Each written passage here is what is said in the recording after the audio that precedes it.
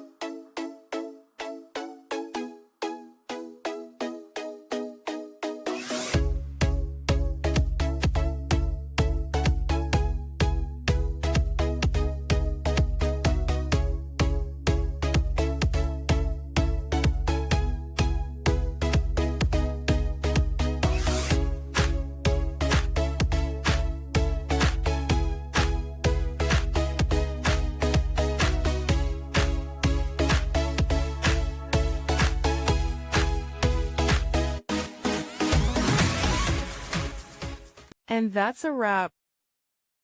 I hope you found the answer you were looking for. If you did, take a second to hit that subscribe button. It really helps out. And let me know in the comments which solution worked best for you. See you next time in the debug zone.